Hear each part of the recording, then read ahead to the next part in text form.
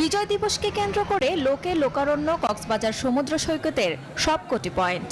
বিজয় দিবসের ছুটিকে কেন্দ্র করে পর্যটকদের পদচারণায় মুখর সৈকত নগরী কক্সবাজার।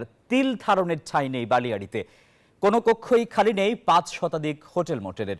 পর্যটক বাড়ার সঙ্গে সঙ্গে বেড়েছে হোটেল ভাড়া, ভোগান্তি ও হয়রানি। ধারণা করা হচ্ছে কয়েক লক্ষ পর্যটকের সমাগম হয়েছে এই ছুটিতে। কক্সবাজার থেকে ইরফানুল হাসানের প্রতিবেদনে বিস্তারিত। এই যেন এক মানব সমুদ্র।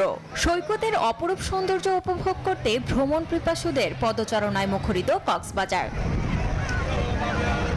বিজয় দিবসকে কেন্দ্র করে লোকে লোকারণ্য কক্সবাজার সমুদ্র সৈকতের সবকটি পয়েন্ট। দেশের বিভিন্ন প্রান্ত থেকে ছুটে আসছেন পর্যটকরা। কেউ এসেছেন পরিবার পরিজন নিয়ে, আবার কেউ এসেছেন বন্ধু বান্ধবের সাথে। বরিশাল থেকে আসছে ঘুরতে, ট্রেনটা সব মিলিয়ে খুব এনজয় করলাম। খুবই ভালো লাগছে। এখন তো মনে হচ্ছে এখন থেকে প্রতি বছরই আসবো।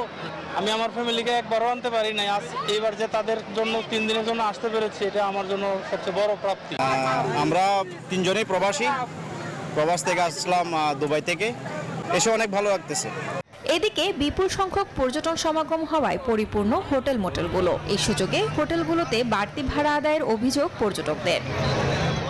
পর্যটন ব্যবসায়ীরা বলছেন, বিপুল সংখ্যক পর্যটক আসলেও বিধিনিষেধ সহ নানা কারণে অনেকেই সেন্ট মার্টিনমুখী হচ্ছেন না। অধিকাংশ পর্যটকই কিন্তু সেন্ট মার্টিনের উদ্দেশ্য করে আসে। তো এখানে এবছর 2-1টা জাহাজ মাত্র চলতেছে, টিকিটের প্রচণ্ড সংকট। এই কারণে অধিকাংশ পর্যটক কক্সবাজার ট্যুর বাতিল করতেছে। আগত সকল পর্যটকদের নিরাপত্তায় ও যে কোনো অপ্রীতিকর ঘটনা এড়াতে কাজ করে যাচ্ছে ট্যুরিস্ট পুলিশ। প্রচুর ভিজিটর আছে, আমরা প্রচুর পুলিশও আমরা নিরাপত্তার দায়িত্বে আছি। অনেকগুলি টিম আমরা কাজ করছি সিভিল এবং পোশাকে।